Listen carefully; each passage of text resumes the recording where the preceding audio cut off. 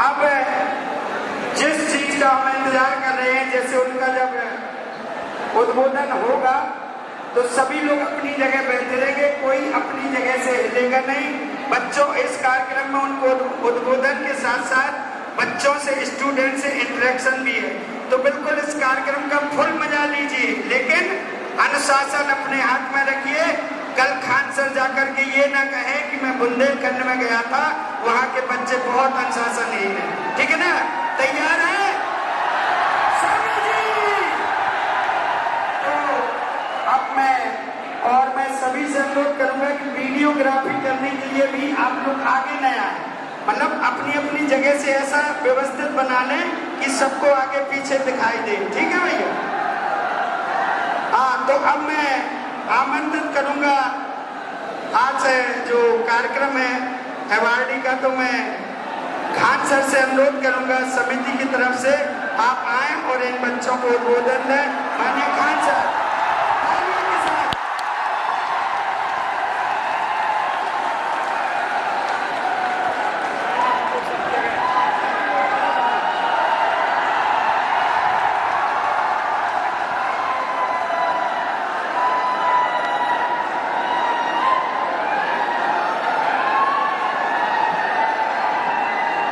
एक बार बोलेंगे Khan sir, Khan sir, Khan sir, Khan sir, Khan sir.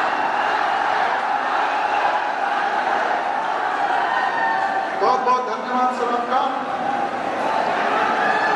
Bundelkhand की धरती को सबसे पहले नमस्कार।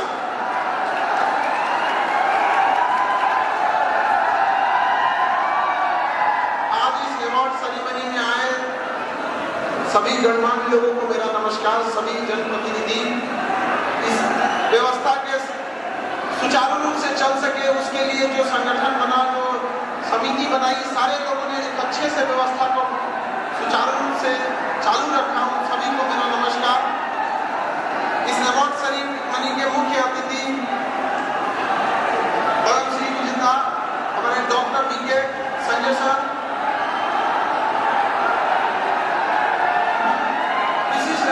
मध्य प्रदेश से आई बहन मेधा वर्मा, आपने जो अपना प्रेरणादायक, जो अपने अभिव्यक्ति यहाँ की, वो बहुतों के लिए प्रेरणा का स्रोत बनेगी। हमको यहाँ इस समिति से जोड़ने और यहाँ स्वामी जी के बारे में एक एक चीजों को विस्तार से बताने के लिए हमारे नरेंद्र सिंह जी को बहुत बहुत नमस्कार। और इस समिति में जितने लोगों ने इसको अच्छे ढंग से चालू रखा और आप विद्यार्थियों को, जितने अभिभावक हैं, सभी लोगों को नमस्कार। देखिए, जन्म हम सब लोग लेते हैं पृथ्वी पर, कभी कभी किसी का अवतार होता है। तो आज हम जिस वारांगण में बैठे हैं, हमारे स्वामी जी का, हमें जहाँ तक लगता है उनका जन्म नहीं, एक अवतार हुआ था। और इस बुंदेलखंड की धरती का सौभाग्य है, तो आप जैसे लोग वो सौभाग्यशाली है जिनको ऐसे परमात्मा मिले यहाँ पर। जब हम यहाँ आए थे तो हमारे साथ में सारी जानकारियों को हमें नरेंद्र भाई बता रहे थे, तो एक एक चीजों को, एक इतने कम उम्र में उन्होंने एक सन्यासी जीवन को अपनाया, कैसे इस क्षेत्र के लिए लड़ाई लड़ी। और उस समय जिस समय लोग रोटी कपड़ा मकान कोई सब कुछ समझते थे, पेट भर अनाज हो जाए वही समझते थे, उस समय उनकी सोच इतनी दूरदर्शी थी कि जितना बड़ा विद्यालय महाविद्यालय खड़ा कर दिए, आज के समय हम और आपके औकात के बाहर की चीज है, ये उस समय वो करके गए थे। लेकिन अब हमें जरूरत है उनके किए गए कार्यों को आगे बढ़ाने की। जितना वो कर चुके हैं, उनका सपना इससे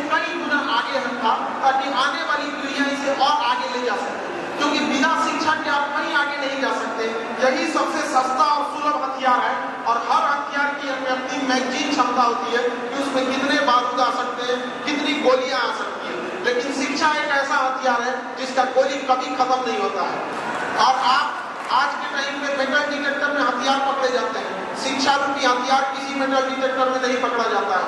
और शिक्षा उस सेती का दूध है जिसने इसे पिया है वो दहाड़ा है। और आप सौभाग्यशाली हैं जो स्वामी जी ने इतना बड़ा आप लोगों को संस्था बना के दिया यहाँ पर। अब मैनेजमेंट हो गए, इसके जो भी कार्यकारी सदस्य है, जो यहाँ के लोग हैं, जो कुछ है, जो इस बुंदेलखंड की धरती को एक और नए मुकाम में ले जा सकते हैं। अब उनका कर्तव्य बनता है, हम सब का कर्तव्य बनता है कि इसे और आगे ले जाए। जब हम यहाँ आए और इतनी बड़े महाविद्यालय को देखे तो हमें एक चीज का मतलब खुशी हुई कि स्वामी जी की दूरदर्शी सोच। लेकिन एक दुख हुआ कि इसे विश्वविद्यालय नहीं बनाया गया। अगर ये विश्वविद्यालय नहीं तो विश्वविद्यालय क्या? अगर ये विश्वविद्यालय नहीं है तो परिभाषा क्या होती है विश्वविद्यालय की? हमें लगता है कि अगर ये केंद्रीय विद्यालय नहीं बन सका, राज्य विद्यालय नहीं बन सका, तो बुंदेलखंड की धरती में ऐसी क्या कमी है जो आप लोग मिलकर इसे प्राइवेट संस्था क्यों नहीं बना सकते? क्यों नहीं बना सकते? जब स्वामी जी ने इतना काम किया, उस समय जब हमारे पास संसाधन नहीं हुआ करते थे, पैसे नहीं हुआ करते थे, परिवहन के स्रोत नहीं हुआ करते थे, लोगों की आय इतनी कम थी, तो आज के समय हम लोग क्यों नहीं इसे अपने दम पे, अपने बलबूते पर एक विश्वविद्यालय का रूप दे सके, जिससे कि हजारों छात्र और छात्राएं पढ़ सके और इस क्षेत्र का नहीं बल्कि पूरे देश का नाम रोशन कर सके। ये बहुत सौभाग्य की बात है जो आप लोगों के पास इतना बड़ा प्रांगण है। जिस समय कृषि विश्वविद्यालय, हमारा देश कृषि प्रधान देश है, जब तक हम किसानों का भला न कर सकेंगे तब तक ये देश का भला नहीं हो सकेगा। हम देश ने दो लोगों से बहुत बड़ा गलती कर दिया। हमने किसानों की शक्ति को अंडर एस्टिमेट कर दिया और महिलाओं की शक्ति को पहचान न सके। यहाँ पर केवल 9 दिन तक नवरात्रि में महिलाओं की शक्ति पहचानते हम लोग। जिस दिन या 365 दिन हम उन्हें सम्मान और शिक्षा देने लगे, याद रखिएगा वह दिन दूर नहीं जब भारत आगे बढ़ जाएगा। जब से आजादी हुई तब से हम पुरुष समाज सोचते हैं कि देश को आगे ले जा सकते हैं। आजादी के इतने साल भी हम पुरुषों के बस के बाहर हो गया, देश विकसित नहीं हो पाया। जबकि हमसे हमारे साथ 2 परमाणु हमला झेला जापान आज कहां पहुंच गया, जिसका सबसे बड़ा कारण है कि उसने विकास को, शिक्षा को, संस्कार को कभी भी महिला पुरुष में नहीं बांटा। उसने महिलाओं को भी बराबरी का अधिकार दिया।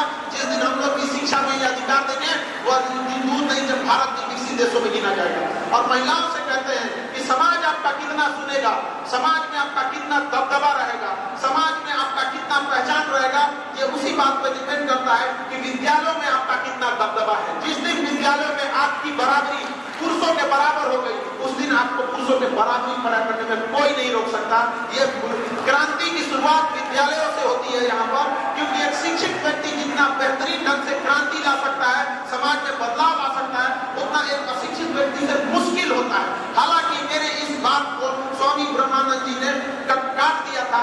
सोचिए वो कितने दूरदर्शी थे, लेकिन यह बात हम जन्म लेने वालों पे होती है, अवतार लेने वालों पे ये सब चीजें लागू नहीं होती है। वो सच में एक अवतार का रूप थे जो खुद उतनी शिक्षा ना मिल सकी, गरीबी, मजबूरी, उस समय की तत्कालीन कारणों के बावजूद। लेकिन सोचिए जो व्यक्ति कितना महान, 100 साल आगे तक की सोच रखने वाला व्यक्ति क्या दे के चला गया आपके जगह को। यहाँ पर ये सौभाग्य है, अगर वो नहीं दिए रहते तो शायद इस देश इस जगह को नहीं मिल सकता था। जब हम आए तो हमें लगा कि होगा कोई विद्यालय, लेकिन जब हम यहाँ आने के बाद हम चौंक गए यहाँ पर। और हम आप सबसे वादा करते हैं, आप सब मिलकर इसे एक यूनिवर्सिटी का दर्जा दीजिए। जिस दिन यह यूनिवर्सिटी बनेगा हम वादा करते हैं हम यहाँ के गेस्ट लेक्चर लेंगे। यहाँ पर ये वादा है हमारा। बुंदेलखंड की धरती से, मगध की धरती से आए हैं, बुंदेलखंड की धरती से एक सौगात मांगने आए हैं कि आप सब लोग मिलकर इसे महाविद्यालय से विश्वविद्यालय की ओर ले जाइए। कोई जरूरी नहीं कि आपके साथ कोई खड़ा ही होगा, कोई जरूरी नहीं। स्वामी जी के साथ कितने लोग खड़े थे, लेकिन स्वामी जी की एक सबसे अच्छी चीज लगती है, उनका कहना था विचार विमर्श योजना बनती रहेगी, तुम शुरुआत तो करो, कारवां तुम्हारे साथ चलेगा। एक छोटी सी दुनिया से एक पतला दुबला शरीर वाला व्यक्ति छोटी सी गुड़िया से कहां लेके चला गया समाज। क्या हम लोग उन्हीं के दिखाए हुए नक्शे पे चल रहे हैं? अगर चल रहे होते तो इस क्षेत्र का बदलाव हो जाता था। एक समय था जब यहाँ जब कृषि विद्यालय रखे गए थे तो लोग महाराष्ट्र, गुजरात, बंगाल, बिहार से यहाँ कृषि विद्यालय में पढ़ने आया करते थे। लेकिन क्या हम लोग ने उनके दिए गए कर्म हम लोग के चले हैं, उनके अधूरे सपने को पूरा किए? एक बार हमें अपने आप से सोचने की जरूरत है। शिक्षा बहुत जरूरी चीज है, बिना शिक्षा के आप कुछ नहीं कर सकते। आप गौर करेंगे कि एक मजदूर जो होता है जिसके पास शिक्षा नहीं होती है, अगर वो मजदूरी कर रहा है तो वही ईंटा, गिट्टी, बालू, सीमेंट, वो 10 साल वही मजदूरी करता है, फिर मिस्त्री से पूछता है कई का मसाला बनेगा। लेकिन हम आपसे कहते हैं, आप अगर पढ़े लिखे हैं ना, अगर कारणवश कभी मजबूरी में अगर आपको मजदूरी करना पड़ जाए ना, तो 6 महीना मजदूरी करेंगे, 6 महीना बाद आप मिस्त्री बन चुके रहेंगे, उसके 2 साल बाद आप छोटे मोटे ठेकेदार बन चुके रहेंगे, पढ़ लिख कर एक बड़े बिल्डर बन चुके रहेंगे, जिस चीज को दिखाते हैं। तो शिक्षा एक ऐसी चीज है जो अनंत का रास्ता रोकता है। अशिक्षित व्यक्ति में हिम्मत का अभाव हो जाता है, उसे लगता है कि हमारा साथ कोई देने वाला नहीं है। और शिक्षित व्यक्ति को लगता है, उसे यह पूर्ण विश्वास होता है कि दुनिया का कोई भी व्यक्ति जब संघर्ष कर रहे थे तो अकेले थे। अरे वनवास में जब राम जी अकेले युद्ध लड़े तो हम इंसानों की औकात क्या होती है? आपको आगे बढ़ना पड़ेगा, सारी चीजों को छोड़कर यहाँ पे सबके साथ। आज के युवाओं के पास संसाधन है। जब हम लोग का समय था पढ़ने के लिए तो केवल गुरु होते थे, किताबें होती थी। आज के टाइम आपके पास गूगल है, इंटरनेट है, आप किसी चीज को सर्च कर सकते हैं। लेकिन आज का युवा में भटकाव इतना ज्यादा है कि सुबह उठता है, आज का युवा जाग गया है, अब 1.5 GB डाटा खत्म करेगा, सो जाएगा। यही तो हो गया है आज का युवा। आप अगर मोबाइल चलाते ही हैं तो अगर आपको इतना ही शौक है तो अपनी जरूरत की चीजों को देखिए, उसमें भी बहुत इंटरेस्ट है। नशा अगर करना ही है तो शिक्षा का नशा करो ना। दिल लगाना है तो किताबों से लगाओ, बेवफा भी निकली तो मुकद्दर बना के छोड़ो। तो विद्यालय, कॉलेज में जो आपको समय दिया जा रहा है, यह बुनियाद है। जिस तरह एक घर की बुनियाद रखी जाती है जो मिट्टी के नीचे चली जाती है, दिखती नहीं है, उसी तरह स्कूल और महाविद्यालयों की पढ़ाई वो बुनियाद है। जितना गहरी बुनियाद डालेंगे आपकी नींव, आपकी बिल्डिंग उतनी ऊपर जाएगी, फिर दुनिया उसको देखेगी। इस समय से खिलवाड़ आप लोग मत कीजिएगा। आज सर झुका के पढ़ लीजिए, वादा है जिला में सबसे ऊंचा सर आपका होगा। आज का युवा जो है इतना भटकाव हो गया है कि वो अपने लुक पे ध्यान दे रहा है, लुक पे। अरे लुक पे नहीं, बुक पे ध्यान दो। ये लुक किसी काम का नहीं है। समझ आ गया कि नहीं आ गया? बुक पे ध्यान दे, बुक पे। समझ आ गया कि नहीं? बुक पे ध्यान दो, पढ़ लिख के अधिकारी बनो। लड़की से मत बात करो, लड़की के सीधे पापा से बात करो। समझ आ रहा है कि नहीं आ रहा है? और लड़की लोग ईमानदारी से पढ़ना। समझ आ गया कि नहीं? समाज भले कितनों कहे मीठा मीठा बात, आज भी दिल से पूछेगा, उनको लगता है कि इसका जल्दी से बेटी का ब्याह करके भेज दे। दहेज वहेज दे के चल जाता है। पापा से कहिएगा दहेज नहीं, शिक्षा दीजिए, हम दहेज रोकवा देंगे। आज पुलिस प्रशासन से यहाँ इतनी लड़कियां भी आई हैं। अभी हमने देखा 2 सब इंस्पेक्टर हैं यहाँ पे लेडी, किसी की औकात है जो दहेज मांग के दे दे, मांग देना लोग 2 तमाचा शुरू हो गया। हमें बहुत खुशी होगी जब हम अखबार के पहले पन्ना पे पढ़ेंगे कि लड़की से दहेज मांगने पे लड़की ने मारा तमाचा। दुनिया में हक कभी मांगने से नहीं मिला, उसे छीनना पड़ता है। चाहे झांसी की रानी हो या आज की आप लोगों, आपको समाज से लड़ना पड़ेगा। और यह विद्यालय है जो आपको उस लड़ाई का साहस देगा। यहाँ पर पढ़ लिख के इतनी काबिल बनिए कि घर जब आपको कोई ले जाए तो सौभाग्यशाली समझे और आपके घर से यह कहे कि हमारे यहाँ इसका रिश्ता कीजिए, भले हमरे से दहेज ले लीजिए। ये नौबत आना चाहिए यहाँ पर। और आप लोगों के लिए भी इससे शिक्षा जरूरी है कि नहीं कि एक ब्यूटिशियन का कोर्स कर लिया, हाँ तो कब चीज जानते हैं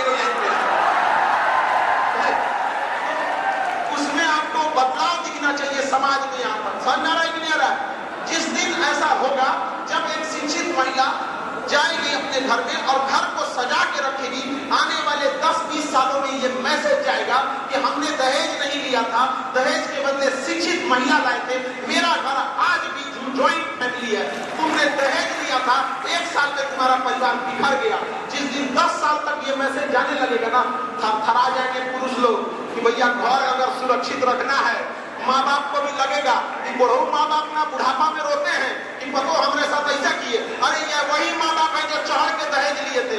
कहा भैया ससुराल को तो हॉस्टल बना दिया आपने, एक के बार दहेज के रूप में फीस दे के चलाई, अब क्या खोज रहे हैं यहाँ पर? तो ये समाज को भी ये सोचना पड़ेगा। सिखाना पड़ेगा। लड़की लोग समझिएगा इस चीज को, समाज पुरुष प्रधान नहीं है। अगर समाज पुरुष प्रधान होता तो रिक्शा चलाने वाले पुरुष का भी उतना ही अहमियत होता जितना एक बड़े जमींदार और बड़े लोगों का होता है, उसका भी अहमियत नहीं है। समाज, आज का समाज पैसा प्रधान हो गया है और समाज घुमा के आपसे ये कहता है कि तुम पढ़ो नहीं। अरे पढ़ाई छुड़वाना उसका इरादा नहीं है, इरादा तो है कि पैसे से कंट्रोल छुड़वा देना। अल्टीमेटली आप कहाँ झुकती है? एक समय आता है कि भाई पैसा के लिए तो पति के पास ही जाना पड़ेगा। जिस दिन जॉब होगा ना उस दिन उसको भी लगेगा कि ना मतलब इसको नहीं बोल सकते। तो अपने आप में वो शिक्षा जरूर रखिएगा और माँ बाप से भी करते हैं, गार्जियन से भी। अपनी बेटी को इसलिए मत पढ़ाइए कि उसे नौकरी कराना है, बल्कि इस दिन पढ़ाइए कि कभी खुदा न खास्ता किस्मत खराब हुआ, उसे ऐसा घर मिल गया कि उसे सड़क पर आना पड़े तो दूसरे के यहाँ जाके बर्तन न मांजना पड़े, वो अपने काबिलियत पर अपने बाल बच्चों का अपना शेष जीवन सम्मान के साथ जी सके। और उन पुरुषों को जब उनको, जिन्होंने महिलाओं की शिक्षा का विरोध किया है, सोचिए महिला लोग जरा सोचिए, जो पुरुष महिलाओं की शिक्षा का विरोध करता है, जब उसकी पत्नी के डिलीवरी का ऑपरेशन होता है ना तो कहता है कि लेडीज डॉक्टर है। रे पहला पढ़ने नहीं दिया और आज तो मैंने लेडी डॉक्टर खोलते हैं यहाँ पर। तो देखिए समाज से अभी आपको ये पीढ़ी ट्रांजिशन पीढ़ी है, अभी आपको चुपचाप संघर्ष करना पड़ेगा। अभी आप कांच है इसलिए चुनते हैं, जिस दिन आईना बनेगी पूरी दुनिया आपको देखेगी यहाँ पर। इसलिए सब झुका के पढ़िए। माँ बाप ने आपको पढ़ने के लिए भेजा है। यह युवा पीढ़ी जो होती है, ये जिस उम्र में आप जी रहे हैं, ये सबसे कीमती जीवन का समय होता है। अगर इसमें समय बर्बाद कर दिए तो समझिए कि आपने अमृत से अपना पैर धो दिया। आप जैसा बेवकूफ कोई नहीं यहाँ पर। सौभाग्यशाली है जिनको इतना शिक्षा मिला है। बहुत लोगों को शिक्षा नहीं मिल पाता है पैसे के अभाव में। हमारे देश में गरीबी वो है, अभी देखिएगा दुर्गा पूजा आने वाला है, यहाँ मेला लगेगा। आप सब अपने बच्चों के लिए अच्छे अच्छे खिलौने, खाने पीने के पकवान खरीदेंगे, लेकिन मेरे कहने पर उस मेले में कभी कोने पे खड़ा होकर देखिएगा, कुछ ऐसे बच्चे मिलेंगे, छोटे बच्चे जिनके पाँव में चप्पल नहीं होगा। वो दुकानों पर खिलौनों को उठा के देखेंगे, आधा घंटा खड़ा रहेंगे, दुकानदार भगा देगा कि जब खरीदना नहीं है तो देखता क्यों है। फिर वो दूसरे दुकान पे खड़ा होगा, उसके पास इतने पैसा नहीं है। और हम लोग आज किस देश में रह रहे हैं कि इतना दुर्दशा करती है। घुटन क्या होगी सोचिए। उसी खिलौने के दुकान पे देखिएगा, उसी मेले में देखिएगा, जब एक छोटा बच्चा खिलौने से खेलने की उम्र में खिलौना बेच रहा होगा, तो सोचिएगा कि ऊपर वाले ने आपको क्या दिया है। ये है हमारे देश की हकीकत। और हम कहते हैं कि हमारा देश विकसित होगा। अरे हम अपना देश विकसित करके क्या करेंगे जब हमारे देश के अंदर रहने वाले लोग ही सुखी न रह सके। हर व्यक्ति को अपने देश से प्रेम होता है। क्या श्रीलंका का कोई व्यक्ति कहेगा कि उसे श्रीलंका से प्रेम नहीं है? क्या नेपाल का कोई व्यक्ति कहेगा कि हमारे नेपाल से प्रेम नहीं है? तो हमारा देश चाहे विकसित हो या विकासशील हो, गरीब हो या अमीर हो, हमें हमारा देश प्यारा होता है। तो हमें समझना पड़ेगा देश बनता है देशवासियों से। अगर देशवासी खुशहाल हैं तो देश खुशहाल है। जब हम सोने की चिड़िया थे तो ऐसा नहीं था कि हमारे यहाँ जमीन के नीचे से सोना निकलता था। हमारा देश के लोग खुशहाल थे। उस समय शिक्षा जो थी वो व्यवसाय नहीं था, गुरु की मर्यादा होती थी और गुरु भी फीस न लेके दक्षिणा लेते थे। वो दौर था हमारे देश का। और आज व्यवसायीकरण शिक्षा का ऐसा हो गया है कि गरीब इंसान डर जाता है पढ़ाने के पहले। किसी के घर में अगर बेटी है तो सोचती है कि हम दहेज दे देंगे, काहे लिए पढ़ाई जाए। तो हम सबको ये सोचना पड़ेगा, व्यवसायीकरण नहीं होने देंगे। और वादा करते हैं हम आपको यहाँ पर, और यहाँ हमारे स्वामी जी के सामने साक्षी मानते हैं कि जब तक जीवित है शिक्षा को व्यवसायीकरण नहीं होने देंगे। हमें पता है कि अकेला चना भाड़ नहीं फोड़ सकता है, लेकिन आंख फोड़ सकता है। किसी न किसी को तो फोड़िए देंगे हम यहाँ पर। मेरा लक्ष्य है कि 20 करोड़ लोगों को शिक्षा देना। जिस दिन ये 20 करोड़ लोग शिक्षित हो जाएंगे तो उन 20 करोड़ के जब 40 करोड़ हाथ एक साथ उठेंगे तो भारत को अखंड भारत होने से कोई नहीं रोक सकता है। शिक्षा का व्यवसायीकरण हम आज भी नहीं होने देते हैं। आज भी हमारे यहाँ कुछ ऐसे बच्चे हैं जिसके कंप्लीट कोर्स में है 200 रुपए है आज की डेट में भी। और 200 रुपए में भी हम 18% जीएसटी और 30% इनकम टैक्स गवर्नमेंट को देते हैं। उन 200 रुपया में भी यहाँ पर सरकार कहती है, गवर्नमेंट कहती है कि बेटी पढ़ाओ और बेटी को बचाओ, और बेटी पे 18% जीएसटी ठोक के पीछे। बताओ भैया क्या चीज का मतलब बनता है, अरे भाई ठीक है, हम पुरुष समाज वालों से आपने 18% जीएसटी लिया, टैक्स के लिए जरूरी है, लेकिन कम से कम महिलाओं को तो छोड़ देना चाहिए।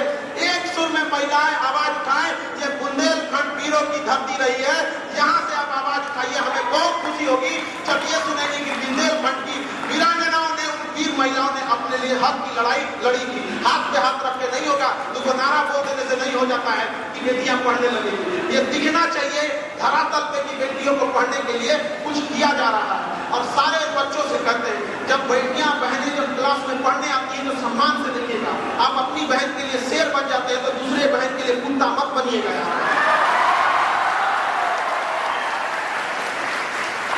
और लड़कियों से भी हम ये जरूर कहेंगे कि आप आधुनिकीकरण के चक्कर में अपनी संस्कृति मत भूलिएगा। आधुनिक बनिए, वेस्टर्न कल्चर नहीं, मॉडर्न बनिए। कौन कह सकता है कि भारतीय वस्त्र में, भारतीय संस्कृति में कोई मॉडर्न नहीं हो सकता है? क्या एपीजे अब्दुल कलाम मॉडर्न नहीं थे? किसी की औकात है जो उनकी बराबरी कर सकता है? स्वामीनाथन हो गए, तो ये क्या चीज? आधुनिकीकरण नहीं था।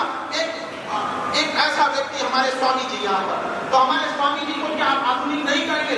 आज से 50 साल पहले जिस व्यक्ति ने कल्पना की थी, उनके अधूरे सपने को पूरा करने में हम लोग के पसीने छूट जाते हैं। सोचिए वो व्यक्ति अकेले कैसे लड़ा होगा जब हमको इन संसाधनों से लड़ने में इतनी समस्याएं हो रही है। और आज के समय में गार्जियन को भी कहेंगे, जो छोटे बच्चे हैं, उन छोटे बच्चों की शिक्षा में आप बाधा मत बनिए। बहुत बार ऐसा होता है कि बच्चे स्कूल में जाते हैं, उन्हें समझ में नहीं आता है तो भागने लगते हैं। गार्जियन बन के मत समझिए उनको, एक दोस्त बन के उनकी प्रॉब्लम समझने की कोशिश कीजिए। क्योंकि अभी भी जितने गार्जियन हैं, आपको अपना बचपना याद कीजिए कि कुछ ऐसी समस्याएं होती थी जो आप अपने गार्जियन को नहीं लेकिन दोस्त को बताते हैं। तो दोस्त बनकर उनसे पूछिए।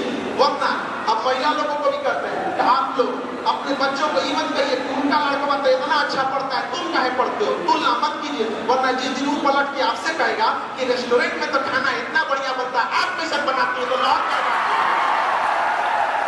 आप लोग को खराब लग जाएगा कि बेटा हमें हाथ नहीं खाता। उसको कैसा लगता होगा? आपका बेटा है, आप उसको दुनिया में बाकियों की तुलना में 9 महीना पहले से जान रही होती है। आपको पता है कि आपका बेटा निकम्मा नहीं है। समाज से उसको अकेला मत छोड़िए। अगर उसको माँ बाप का साथ मिल गया और शिक्षक का साथ मिल गया, पूरा दुनिया जीत सकता है।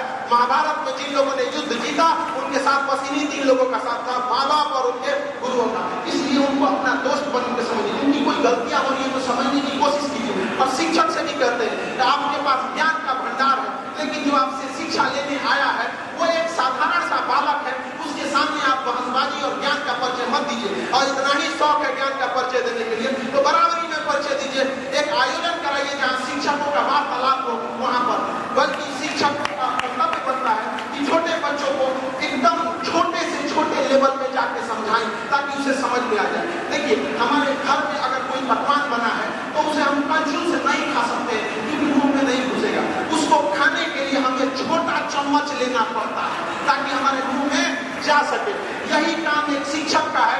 आपके पास अथाह भंडार है, लेकिन आप इतनी क्लिष्ट भाषाओं का यूज करते हैं, वो उस विद्यार्थी के लिए कलछुल बन जाता है, नहीं घोटाता है। साधारण भाषा का प्रयोग कीजिए, चम्मच से घोटाइए। देखिए, एक दिन पहलवान बन के आ जाएगा। तो ये शिक्षक का कर्तव्य है, उसे हमें नहीं भूलना चाहिए। तो कोई भी देश विकास करता है तो सबका सामूहिक कर्तव्य बनता है। हम सबको शिक्षा के माध्यम से गरीबी को दूर करना होता है। देखिए, गरीबी एक हथियार है। गरीबी रास्ते का वह गड्ढा है जो आपको छलांग मारने पे मजबूर कर देता है। इसलिए घबराइएगा नहीं, क्योंकि जिस पत्थर पर चीनी हथौड़ी की मार पड़ती है उसी को पूरक बना के पूजा जाता है। और अगर आपके जीवन में संघर्ष नहीं है तो आपको समझिए कि ऊपर वाले ने चुना ही नहीं है। क्योंकि फिल्म का डायरेक्टर सबसे खतरनाक रोल मजबूत हीरो को देता है, जिसके कंधों में दम। तो आपको अगर मुसीबत आ रही है तो आपको चुना गया है क्योंकि आपके कंधे मजबूत हैं, आप उसको रोक सकते हैं। तो आप सबका ये कर्तव्य बनता है। समाज में गरीबी का लेवल अगर आप देखिएगा तो दंग रह जाइएगा। आपके यहाँ देखिएगा शादी ब्याह का महीना आएगा तो किसी बूढ़े बाबा दादा को देखिए, जब उन्हें खाना खिलाया जाएगा ना तो देखेंगे कि कोई देख तो नहीं रहा है, तो कोई मिठाई मिलेगा तो धीरे से रख लेंगे कि अपने घर में ले जाके नाती पोता को इससे तोड़ के देंगे। ये है हमारा देश की हकीकत। आप विश्व गुरु बनने निकले हैं, भूखे पेट होगा। तो ये है हकीकत। आप समाज को आंख बंद करके नहीं देख सकते हैं। धरातल पे उतर के देखिए, आपके पैरों तले से जमीन खसक जाएगी कि अपने हमें कितना काम करना शेष है। लेकिन इन सब के लिए हम कहाँ से लाएंगे इतनी बड़ी पूंजी, इतना बड़ा संसाधन? उसके लिए एक ही रास्ता है, शिक्षा। और डिजिटल क्रांति के माध्यम से शिक्षा अब इतनी सरल हो गई है कि हम पटना में बैठ के पढ़ाते हैं तो बुंदेलखंड का बच्चा अपने मोबाइल में उसे पढ़ लेता है। ये है क्रांति।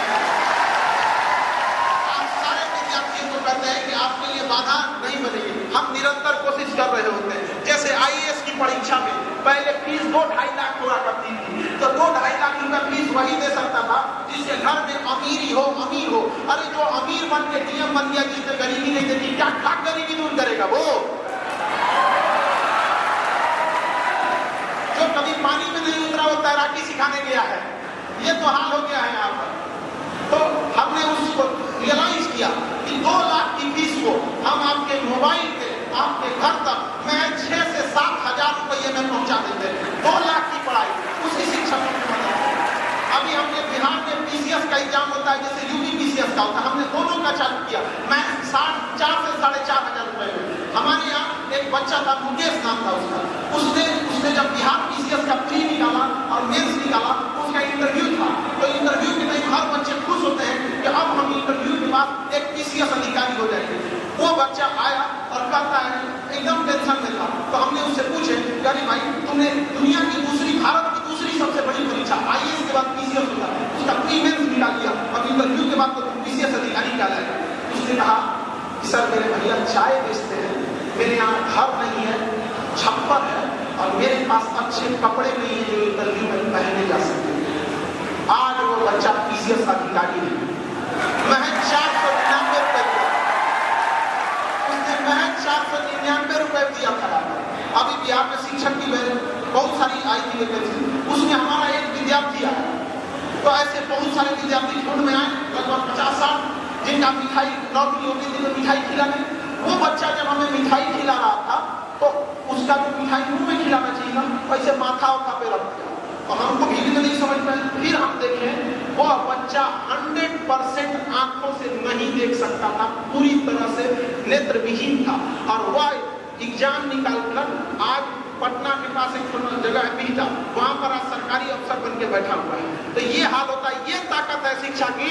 हम आज से पूछते हैं, क्या कोई चीज बिना शिक्षा की उस अंधे की आंख नहीं लौटा सकते, लेकिन उसे जीने का सहारा बना कि नहीं बना? अब आप अपने से पूछिए, क्या आप इतना भी असहाय हैं? क्या आपकी समस्या इतनी हो चुकी है? नहीं, आपके सामने इससे छोटी छोटी समस्या है, लेकिन समस्या से भागना नहीं, उसे संघर्ष करना है, लड़ना है। यह सोच के कि हमें लड़ने के लिए दिया गया है। जो लड़ रहा होता है उसके आने वाली पीढ़ियां उसका फल भोगती है। भगत सिंह, राजगुरु, सुखदेव, सुभाष चंद्र बोस, महात्मा गांधी, सरदार पटेल लड़े थे और उनके लड़ाई का बदौलत है जो हमें यह सुंदर सा देश देखने को मिलता है। तो यह पीढ़ी लड़ने वाली पीढ़ी है। लड़की या लड़का सबको लड़ना पड़ेगा और बलिदान उस समय अंग्रेजों के सामने दिया गया था। आज हमें बलिदान देना पड़ेगा जाति पात से, धर्म से, अपने ऊंच नीच के व्यवहार से, लड़का लड़की में भेदभाव से, ये सारे झूठ फरेब से। और तब हमारे आने वाली पीढ़ियां जब आएगी तो फिर यह देश, यह वही भूमि का टुकड़ा वापस सोने की चिड़िया कहलाएगा और सारे देश में खुशहाली आएगी। जब तक इस देश में आंसू की एक बूंद है, भारत मां का सपना अधूरा है। याद रखिए, यह देश एक ऐसा देश है जो केवल भूमि का टुकड़ा नहीं है। ये देश में सब लोग अपने देश कहते हैं, हम इसे अपनी माँ कहते हैं। अब जब बच्चे की औलाद की आंख में आंसू होती है, माँ कभी खुश नहीं रह सकती। आज हमारे देश में कितनी भुखमरी और गरीबी है, हम सब देख रहे होंगे। हमें इसकी जरूरत है ईमानदारी से काम करने की। आज हमारे देश में इसका बहुत अभाव है। बच्चे को पढ़ने के लिए भेजिए, वो ईमानदारी से पढ़ नहीं रहा है। आप अपने घर पे काम कराने के लिए मजदूर मिस्त्री लगाइए, तो एक आदमी को रहना पड़ रहा है कि ईमानदारी से काम करेगा कि नहीं करेगा। आप सामान खरीदने जाइए तो आपको टेंशन है कि ईमानदारी से क्वालिटी अच्छा दिया है कि नहीं दिया है। आप सोना खरीदने जाइए, आपको ईमानदारी पे शक हो रहा होता है। ये वही देश है ना जहाँ वाणी की इतना महत्व होता था, जहाँ कहा जाता था कि प्राण जाए पर वचन न जाए। आज हमारे देश में बताइए ईमानदारी का कितना अभाव है। सक्सेस इंसान को कभी उसके काम के लिए टोकना नहीं पड़ता है। यदि आपको टोकना पड़ रहा है कि अपना काम समय पे करो, अपना काम ईमानदारी से करो, अपना काम में एकदम दिलचस्पी दिखाओ, जितना रुपए मिल रहा है उससे ज्यादा का काम करके दिखाओ, तो वह व्यक्ति आगे नहीं बढ़ता है। जो भी व्यक्ति आगे बढ़ा है वो डिसिप्लिन रहा है। हमें कर्तव्य का पालन करना होगा। यदि हम शिक्षक हैं तो हमारा कर्तव्य है कि हम व्यवसायी नहीं है। मिनिमम की में बेहतरीन शिक्षा देना। आप विद्यार्थी हैं, आपका कर्तव्य है कि माँ बाप ने आपको पैसे दिए हैं तो आप यहाँ उसका सदुपयोग करके पढ़िए। व्यवसायी है तो ईमानदारी से गुणवत्ता का काम करना पड़ेगा। तो इससे देश नहीं बदलता है। देश बदलेगा जब हम 140 करोड़ लोग अपनी जिम्मेदारियों को समझेंगे, तब इस 140 करोड़ का लोग का देश बदलेगा। वरना एक दो लोगों के चाहने से इतना बड़ा देश नहीं बदल सकता। वरना चाहने वाला कौन राज्य का मुख्यमंत्री चाहेगा कि उसका राज्य पीछे हो? कौन देश का प्रधानमंत्री चाहता हो कि उसका देश पीछे हो? कोई राज्य चाहेगा कि उसका राज्य पीछे हो? कौन डीएम बैठ के चाहता होगा कि उसका जिला पीछे हो? कौन सा विधायक चाहता होगा कि उसका विधानसभा पीछे हो? इवन कौन सा प्रधान या मुखिया चाहता होगा कि उसका गांव पीछे हो? कोई आगे नहीं बढ़ पा रहा है। क्यों? क्योंकि उसे लगता है कि अकेले खींच सकते हैं। ऐसा नहीं होता है। ट्रेन में जब ब्रेक लगता है तो हर एक बॉगी में ब्रेक लगता है, और जब आगे बढ़ना होता है तो सबसे छोड़ाना पड़ता है। क्योंकि जब बड़ी चीजें चलती हैं तो सामूहिक चीजों की जिम्मेदारी बनती है। अगर आप दूर तक जाना अगर आप जल्दी पहुंचना चाहते हैं तो अकेले दौड़िए, लेकिन जब दूर तक जाना चाहते हैं तो साथ चलना पड़ेगा। अब वो समय आ गया है कि हम सब लोग को एक दूसरे के विकास के लिए साथ चलना ही पड़ेगा। चाहे लड़का लड़की ऊंच नीच सारी चीजों का भेदभाव मिटाकर, और हमेशा याद रखिएगा तकनीक को कभी पीछे मत छोड़िएगा। लेटेस्ट टेक्नोलॉजी का यूज करने के लिए कोशिश कीजिएगा, चाहे जो भी हो। जैसे आज के समय AI टेक्नोलॉजी आ गई है, एकदम लेटेस्ट है। कोशिश कीजिएगा उसको ज्यादा से ज्यादा सीखा जाए। अगर आप अप टू डेट नहीं रहेंगे तो आप सर्वाइव नहीं कर पाएंगे। आपके सामने घर घर के हाथ में रहने वाला नोकिया मोबाइल बर्बाद हो गया। हमारी आपकी क्या औकात है? छोटी सी दुकान या घर बिजनेस छोटा सा हो गया। क्यों? क्योंकि वो अपडेट नहीं रह सका था। आपको समाज के हिसाब से अपने को अनुकूल बनाना पड़ेगा। डायनासोर इस पृथ्वी से चले गए, सब उतना बड़ा शरीर लेके, क्योंकि समाज वातावरण के अनुकूल नहीं बना सकते। आज का समय है आपको तकनीक, शिक्षा और अपने फाइनेंशियल कंट्रोल पे रखना पड़ेगा। अगर आपके पास पूंजी है तो पूंजी की एक शिक्षा होती है। पूंजी कई तरह का होता है। सब जैसे शिक्षा रूपी पूंजी, किसी के पास बड़ी जमीन है वो पूंजी है, बाप का छोड़ा हुआ करोड़ों का धन है वो भी पूंजी है। तो जिसके पास जैसा है वो उसी व्यवसाय में जाए। शिक्षा का अर्थ ये नहीं होता है कि नौकरी लेके किसी सरकारी विभाग में बैठ गए और सोफा के ऊपर सफेद पर्दा डाल दिए और गाड़ी में सफेद तौलिया टोक दिए, हाँ भैया तो अधिकारी जा रहे हैं। शिक्षा का अर्थ होता है कि आपके बगल में बैठने वाला व्यक्ति को आभास हो कि शिक्षा क्या महत्व होता है। ज्यादा मत बनाइए, टाइम टेबल ज्यादा बनाने और प्लान बनाने से किसी का कुछ नहीं हुआ है। यहाँ जितने लोग बैठे हैं सबके दिमाग में ऐसा आइडिया है कि उस आइडिया को इम्प्लीमेंट कर देंगे तो कोई लोग करोड़पति बन जाएगा। आइडिया और प्लान बनाने से कुछ नहीं होता है। आगे वही बढ़ता है जो काम कर रहा होता है। काम करने के लिए चाहिए आपके पास शिक्षा, पूंजी, ये सब चीज। तो ज्यादा टाइम टेबल मत बनाइएगा और किसी चीज को टालिएगा नहीं, क्योंकि जिसने कहा कल दिन गया कल, जिसने कहा परसों बीत गए बरसों, और जिसने कहा आज उसी ने किया रात। इसलिए आज के हिसाब से दिन को नहीं टालना है। शिक्षा की एक अच्छाई भी है तो इसकी खराबी भी है, क्योंकि देखिए कभी भी आप किसी चीज में इन्वेस्ट करते हैं तो उसका रिटर्न आता है। बैंक में रखिए, शेयर बाजार में रखिए, उसका इन्वेस्ट आता है। लेकिन बैंक शेयर बाजार का इन्वेस्ट 5-7 साल में चला आता है। लेकिन शिक्षा में अगर आप इन्वेस्ट कीजिएगा तो कोई छोटा बच्चा उसको नर्सरी में एडमिशन करेगा, वो इतना ना उसको पढ़ने में दिक्कत होगा, कहिएगा सी ऐसे लिख देगा। उन सबको पढ़ाना सबसे मुश्किल है, बहुत मुश्किल है उन सबको पढ़ाना। सोचिए जो उनको ABCD पढ़ा रहे होते हैं वो शिक्षक बहुत मेहनत करते हैं, और हमारा समाज सबसे कम तरजीह, सबसे कम अहमियत उन्हीं शिक्षकों को देता है। अरे भैया हम लोग पढ़ा लिखा के डॉक्टर, इंजीनियर, कलेक्टर, SP बना देते हैं, नीचे का बुनियाद जिसने तैयार किया उसको कोई पूछता ही नहीं। तो एक बार जब आप कामयाब हो जाइएगा तो उन शिक्षकों को भी जरूर समझाइएगा। और एक बार की बात है, मैं छोटे विद्यालय में गए थे जहाँ नर्सरी के बच्चे थे। उस नर्सरी के बच्चे में देखिए शिक्षा का कोई उम्र नहीं होता है। एक नर्सरी के बच्चे ने हमें ऐसी बात बोला कि हम भावुक हो गए। वहाँ हम छोटे बच्चे को पढ़ा रहे थे तो हमें क्या समझ में आए क्या सिलेबस है क्या नहीं है। तो हम ऐसे ही बता रहे थे कि बच्चों खाने पीने पर ध्यान देना, और वो छोटे बच्चे थे तो उनसे हम कहें कि डेली 1 गिलास दूध पीते रहना। तो हम ऐसे बोले कि सारे लोग अच्छे स्वास्थ्य के लिए डेली 1 गिलास दूध पियोगे तो अच्छा रहेगा। हाथ उठाओ कौन कौन किसके घर आता है। तो सारे बच्चों ने हाथ उठाया। एक बच्चे से पूछे तुम नहीं दूध पीते हो बाबू? उसने कहा कि नहीं सर, हम लोग गरीब हैं, हमारे यहाँ नहीं आता है। एक छोटा बच्चा जो नर्सरी में पढ़ रहा है, संसार में गरीबी ने उसको भी अपना परिचय करा दिया है। दुनिया में अगर कोई चीज बेशरम है तो गरीबी है। कमबख्त उम्र का भी ख्याल नहीं रखती है, छोटे बच्चे को भी रुला देती है। उस बच्चे से पूछिएगा कि बस्ता ढोने के उम्र में जब उसके ऊपर जिम्मेदारी आ जाती है परिवार की, तो दाढ़ी मोछ आने से पहले जब कोई मजदूरी करने निकल जाता है तो उसको भी बहुत तकलीफ होता है। जब वो किसी का गाड़ी धुल रहा होता है उसके मन में ये ख्याल तो जरूर आता होगा कि हम भी पढ़ लेते, मेरे माँ बाप भी पढ़ा देते तो शायद आज ये गाड़ी हमारी होती। आज हम पोछा लगाते हैं। हमारे पास ऐसे गार्जियन हजारों की संख्या में आते हैं। जब हम शिक्षा चालू किए तो हर चीज की एक पहचान होती है। तो हमने भी यही कसम खाया था कि रिक्शे वाला का बेटा, सब्जी वाला का बेटा, जिसे कोई नहीं पढ़ा सकता है उसे हम पढ़ाएंगे और बिना भेदभाव से। तो आप सब लोग को ये, जैसे हमारे स्वामी जी का ही सपना था, हम लोग भी उसी में कुछ योगदान देते हैं कि उनके सपने को पूरा किया जा सके और समाज को इस जाति पात भेदभाव से हटा देना है और सब एक भारतीय बन के रहें। कई लोग हमसे पूछते हैं नाम क्या है, हम कहते हैं हम हिंदुस्तानी हैं, इससे बड़ी पहचान क्या है? क्या पहचान है आपको? आपके लिए अगर कोई जरूरत पड़ेगा तो ये देश ही काम आएगा। आपके लिए 13 लाख की फौज खड़ी है, एयरफोर्स खड़ी है, नेवी खड़ी है। क्या जाति पात और नाम देख के आपकी रक्षा कर रही है? नहीं तो हमारा भी हाथ म्यांमार और यूक्रेन और गाजा की तरह हो जाता, लेकिन हमारी सेना खड़ी है दुश्मन का बाजा बजाते हुए। इन्हीं सब शब्दों के साथ हम आपसे जरूर एक उम्मीद लेके जाते हैं कि हम जब यहाँ लौटे तो आप सब मिलकर इस महाविद्यालय को एक विश्वविद्यालय का रूप दे सकें। और वह विश्वविद्यालय मगध और तक्षशिला जैसे विश्वविद्यालयों का पूरा याद दिला सके समाज को कि यह धरती विश्व गुरुओं की धरती रही है।